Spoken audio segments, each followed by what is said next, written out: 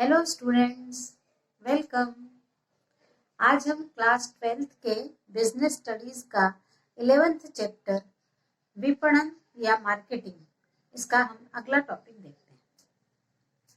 हमारा अगला टॉपिक है प्रवर्तन या प्रमोशन। तो मार्केटिंग में प्रवर्तन क्या होता है? प्रवर्तन से आशय है संवर्धन, और संवर्धन का मतलब होता है बढ़ाना या वृद्धि करना। विक्रय संवर्धन स्वयं प्रवर्तन के ही अंतर्गत आता है। प्रवर्तन का उद्देश्य है उत्पाद के संबंध में ग्राहकों को सूचित करना, उन्हें उत्पाद क्रय करने के लिए सहमत करना। ये विपणन मिश्रण का एक बहुत महत्वपूर्ण घटक है।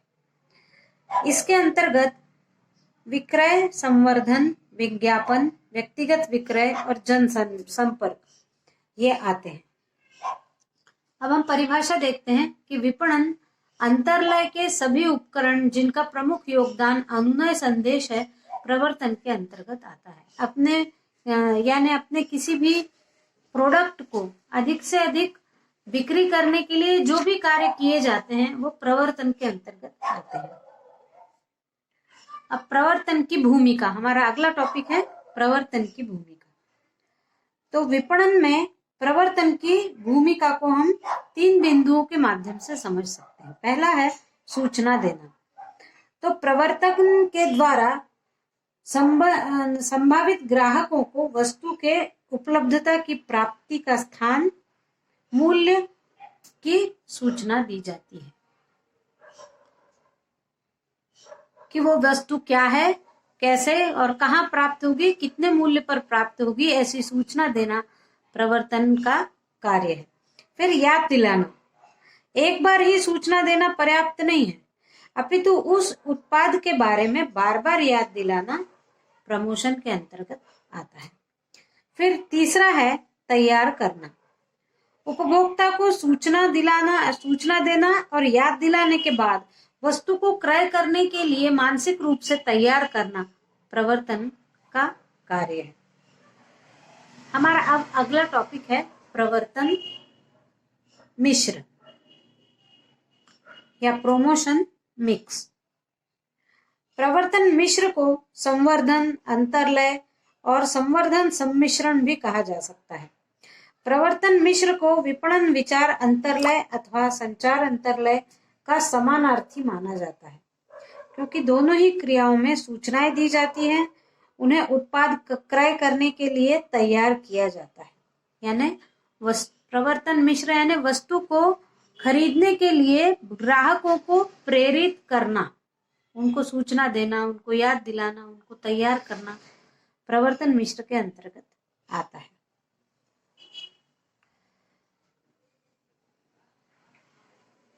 अब प्रवर्तन मिश्र के तत्व, 4 तत्व हैं: विक्रय संवर्धन, विज्ञापन, वैयक्तिक विक्रय और जनसंपर्क। अब हम इन चारों तत्वों को विस्तार से पढ़ेंगे। तो अब हम पहला तत्व पढ़ते हैं, विक्रय संवर्धन। विक्रय संवर्धन का अर्थ है, विक्रय संवर्धन 2 शब्दों से मिलकर बना है, विक्रय और संवर्धन। विक्रय का मतलब होता है बिक्री और संवर्धन का अर्थ होता है बिक्री बढ़ाना। बिक्री बढ़ाना विक्रय संवर्धन का अर्थ है। यानी किसी भी सामान्य बिक्री को, किसी भी वस्तु की एक बिक्री सामान्य चलती रहती है, उस सामान्य बिक्री को और अधिक बढ़ाने में किए जाने वाले समस्त कार्य विक्रय संवर्धन के अंतर्गत आते हैं। अब हमारा अगला टॉपिक है विक्रय संवर्धन की विशेषता है। तो विक्रय संवर्धन की विशेषताओं में सबसे पहली विशेषता है कि विक्रय संवर्धन विक्रय वृद्धि में सहायक होता है, यानी वस्तुओं की बिक्री में सहायक।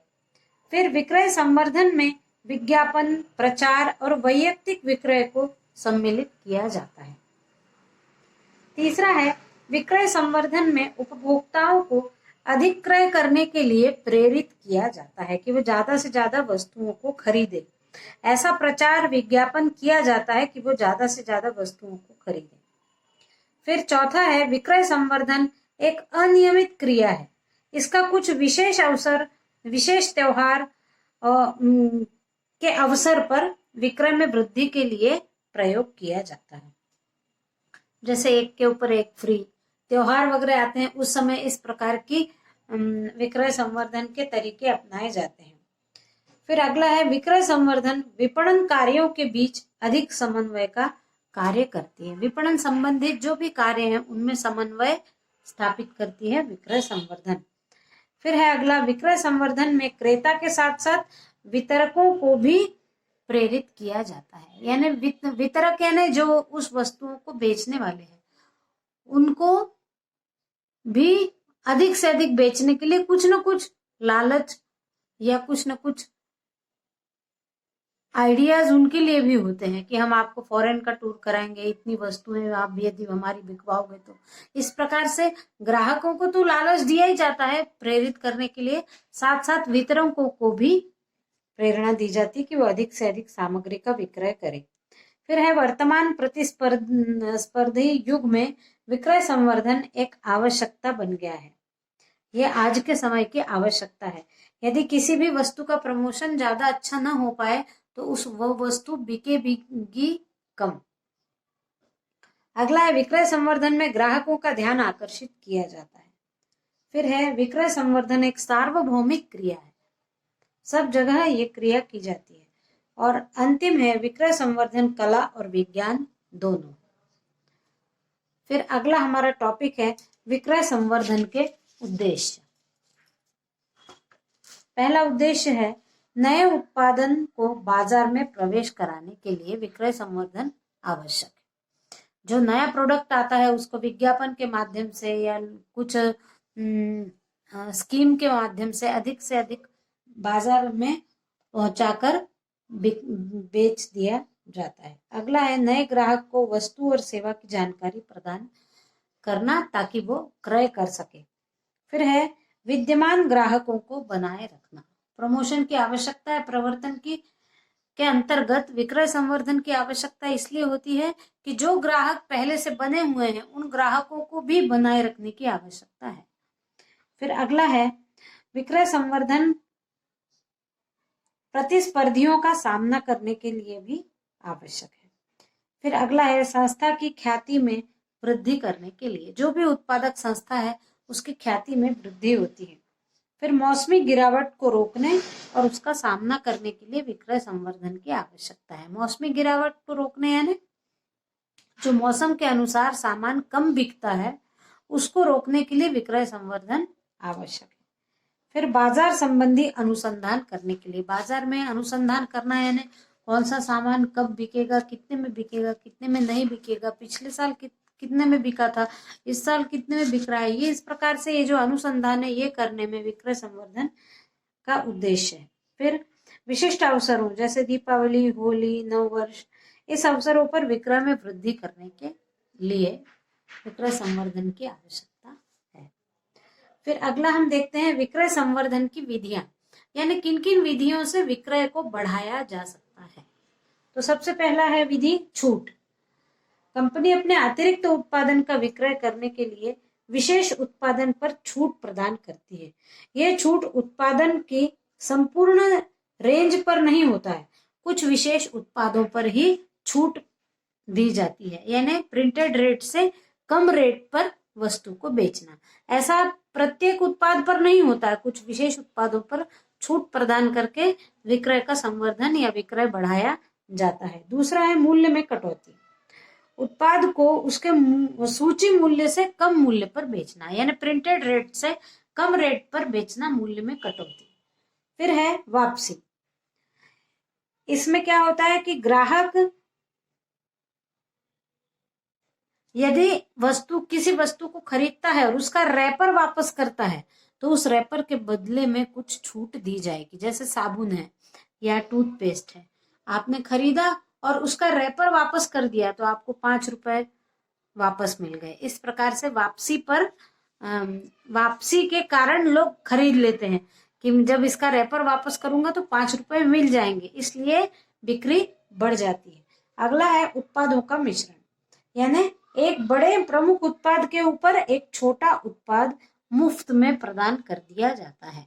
जैसे वॉशिंग मशीन के लिए यदि आप लेते हैं वॉशिंग पाउडर तो उसके ऊपर साबुन फ्री, इस प्रकार का बड़े उत्पाद पर छोटे उत्पाद फ्री। फिर अगला है विक्रय के बाद मुफ्त सेवा। कुछ इलेक्ट्रॉनिक्स आइटम होते हैं या यांत्रिकी उपकरण होते हैं जिनको विक्रय के बाद मुफ्त सेवा दी जाती है। यदि आप गाड़ी खरीदते हैं तो आपको 3 सर्विसिंग मुफ्त में दी जाएगी। ये लालच देकर वस्तु का विक्रय बढ़ाया जाता है। फिर प्रतियोगिताएं, वस्तु क्रय करने पर उपभोक्ता को प्रश्नावली या अन्य किसी प्रकार की प्रतियोगिता में सम्मिलित कर लिया जाता है और सफल प्रतियोगी को कुछ पुरस्कार दे दिया जाता है। फिर है अतिरिक्त मात्रा, यानी मान लो पहले वो कोई सामान 10 रुपए किलो था तो आज 10 रुपए किलो में आपको 10 रुपए में 1200 ग्राम मिलेगा, यानी 200 ग्राम छूट, 200 ग्राम आपको फ्री, ये अतिरिक्त मात्रा। फिर वस्तु को बदलना या एक्सचेंज ऑफर, जैसे पुरानी वस्तु देकर नई वस्तु खरीदना। मान लो आप टीवी लेने गए हो तो पुरानी टीवी को 2000 में ले लिया, बाद में आपने 15,000 की नई टीवी ले ली तो वो 15,000 की टीवी आपको 13,000 में पड़ गई। फिर अगला है तत्काल ड्रॉ। एक कार्ड दे दिया जाता है वस्तु की खरीदने के साथ में और उसमें जो उपहार स्वरूप वस्तु दी जाती है उसका ड्रॉ निकाल लिया जाता है। जिसके नाम से वो ड्रॉ निकलेगा उसको उपहार प्रदान कर दिया जाएगा। फिर 0% ब्याज पर वित्त की सुविधा, यानी इलेक्ट्रॉनिक और ऑटोमोबाइल जो आइटम होते हैं उनके ऊपर आप खरीद लीजिए और फिर उसको किस्त में देते रहिए, पर उस किस्त का आपको ब्याज नहीं देना पड़ेगा, 0 ब्याज पर। अब हमारा अगला टॉपिक है विक्रय संवर्धन के लाभ। क्या क्या लाभ है विक्रय संवर्धन से? तो सबसे पहला है ध्यानाकर्षण। विक्रय संवर्धन की जो भी नीतियां हैं उनसे लोगों को प्रलोभन मिलता है और उनका ध्यान उस वस्तु को खरीदने के लिए आकर्षित होता है। दूसरा है नए उत्पाद को बाजार में उतारने में उपयोगी। विक्रय संवर्धन की जो भी विधियां हैं उन विधियों से गिफ्ट देकर या नमूने छूट या गिफ्ट देकर उपभोक्ताओं को नई वस्तु के बारे में जानकारी प्रदान की जाती है। फिर है अगला दूसरे संवर्धन उपकरणों के लिए सहायक। विक्रय संवर्धन तकनीक दूसरे संवर्धन तकनीकों को अधिक प्रभावित बनाती है। विक्रयकर्ताओं को उन उत्पादों को बेचने में आसानी होती है जिन पर प्रेरणाएं उपलब्ध होती हैं, यानी जिन पर विक्रय संवर्धन की कुछ विधियां लगी हो वो सामान बेचना विक्रयकर्ता को ज्यादा आसान होता है। फिर कुल संवर्धन प्रयासों में सहक्रियात्मक। विक्रय संवर्धन क्रियाएं जो है वो कंपनी के विज्ञापन और व्यक्तिगत विक्रय प्रयासों की अनुपूरक होती है। विक्रय संवर्धन विज्ञापन प्रयासों को प्रभावकारिता को बढ़ाता है। अब अगला हमारा टॉपिक है विक्रय संवर्धन की सीमाएं। इसमें पहला है संकट को प्रतिबिंबित करना। यदि कंपनी जल्दी जल्दी विक्रय संवर्धन को अपनाती है तो इससे बाजार में गलत संदेश जाता है। ऐसा लगने लगता है कि कंपनी का उत्पाद नहीं बिक रहा है, इसलिए वो नई नई योजनाएं निकाल रहा है। इसलिए कंपनी की जो साख होती है, क्रेडिट होती है, वो खराब हो जाती है। यानी बार बार विक्रय संवर्धन, अपनी बिक्री को बढ़ाने के लिए विक्रय संवर्धन की विधियां की जाए तो इसका प्रभाव उपभोक्ताओं पर ऐसा पड़ता है कि शायद इस कंपनी की वस्तुएं नहीं बिक रही हैं, इसलिए इस प्रकार के क्रियाकलाप किए जा रहे हैं। और दूसरा सीमा यह है कि उत्पाद की बिक्री न होने का प्रतीक, यानी बार बार यदि विक्रय संवर्धन लगाया जाता है तो उत्पाद नहीं बिक रहा है, ये संदेश बाजार में उपभोक्ताओं को मिलता है। इस वीडियो में बस इतना ही। Thank you.